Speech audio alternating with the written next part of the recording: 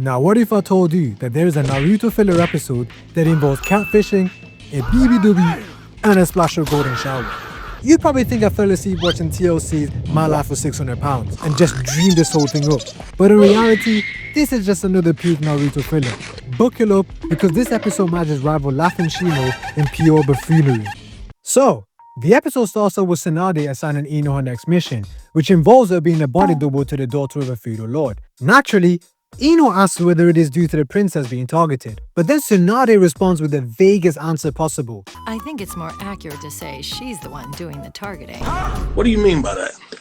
All of a sudden, Naruto storms into the office like a Kool-Aid man on Adderall, and we find out that he's also a part of the mission. And as both head out, Naruto is struggling to contain his excitement about his perceived responsibility. Chill, bro. My guy is more excited than Hisoka as the judge of a boys-only beauty pageant.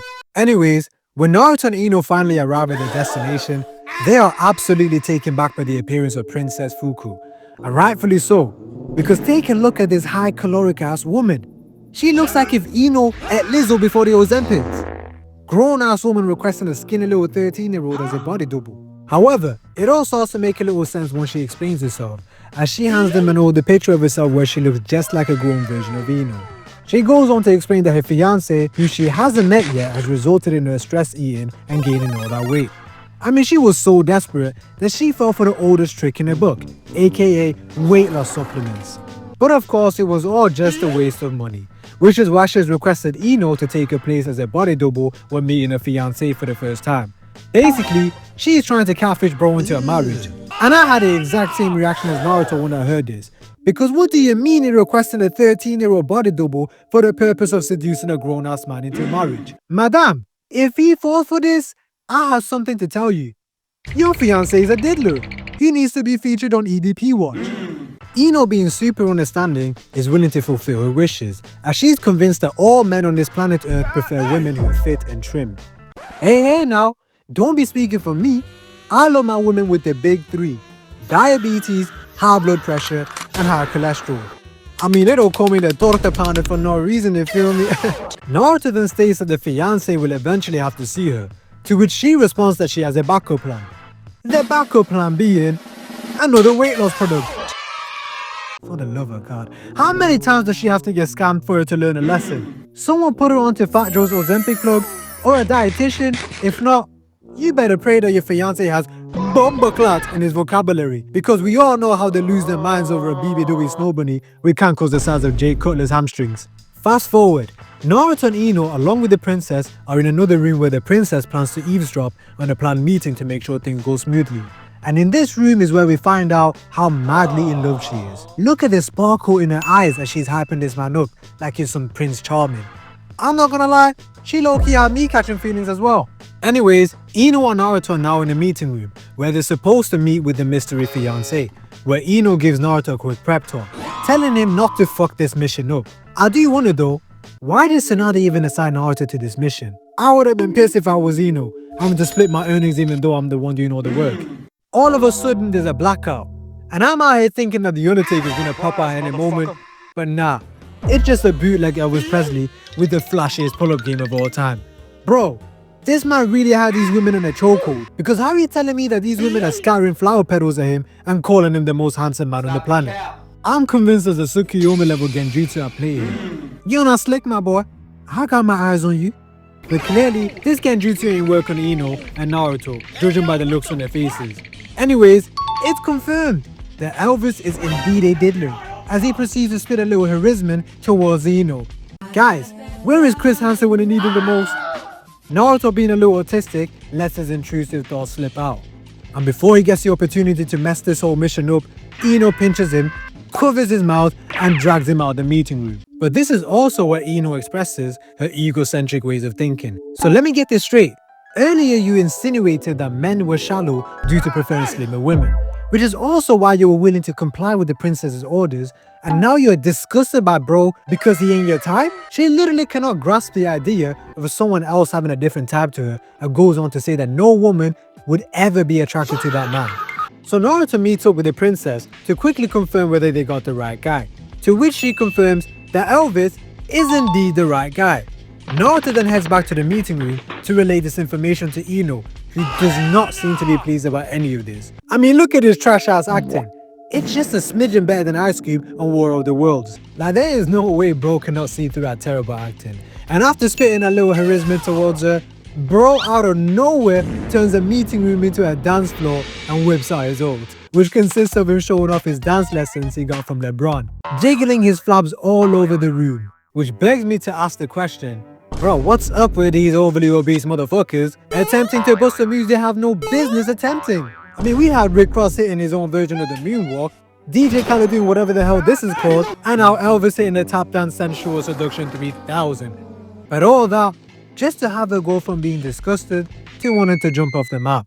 I mean, look at how she exited the room, man. She's going through all this trauma for a D-rank mission. God bless her little heart, man.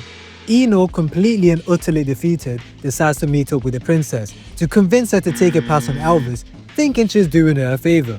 But the princess knows what she signed up for and yells at her like an angry pimp. Does Princess Fuku have to smack the bitch? Excuse me? I said, does Princess Fuku have to raise his pimp hand and smack the blonde out of a biatch? No, not at all. Then get back in there and seduce that man. Yes, ma'am. What was that? I didn't quite catch that. I mean, yes, Mommy Fuku. But whilst that's going on, Naruto's already taken matters into his own hands by transforming into Ino. And well, let's just say Jiraiya wasn't the best influence on his boy, because bro starts rizzing up Elvis, acting like a straight up Jezebel. Ino quickly creates a diversion by shouting that the ceiling is swarming with gigantic bugs. And whilst everyone has looked away, Ino grabs Naruto out of there quickly, choking his ass like Homer does to Bart. Elvis is confused as to where the fake princess has disappeared to, which is overheard by Princess Fuku. So she heads out to check what the commotion is all about. Whilst that's happening, Ino ties Naruto to a tree to prevent him from screwing over the whole mission. But she doesn't just stop there. She then channels it into Mike Tyson and proceeds to hit his little freaky ass with a right hook followed by a mean uppercut before heading to the meeting room, motivated more than ever to get this mission over and done with. The two hit it off again, but this time, Ino is actually putting in effort to win this man over, as she does not want to face the wrath of her pimp's backhand. After Elvis suggests a change in atmosphere to ease the tension, Ino goes up to open the door, and to her surprise, this little menace is still transformed as Ino, damn near sabotaging the whole mission. However, in the spirit of the moment, Ino hits him with a switch of music, sending him flying into the pond to sleep with the fishes. Elvis, in complete and utter shock, could not believe what he had just witnessed. Ino proceeded to gaslight bro, and without fully thinking it through, grabs his face as if she's about to go in for a kiss. Elvis, completely mistaking her intention, goes in for the kiss. And this is where the FBI seriously needs to intervene, bro. But nah. Instead, we got Princess Pimp Fuku intervening with pure jealousy, thinking Ino is seriously trying to steal her man. Not realizing she just did Ino the biggest favor of her life. Bitch, you need to be locked up for pimping this kid out. Real talk. Anyways, she tells her to get back inside and continue with the mission. Naruto, still transformed as Ino by the way, leaves upon looking like he just got baptized and does the pee-pee dance. And instead of going to the woods like a normal person, he decides to relieve himself out in the open like a drunken uncle outside the club at 3 AM. But my question is though, how the hell is he peeing at that transformed as a girl? Bro, I think you forgot to transform some other parts. Unless the princess is really a prince.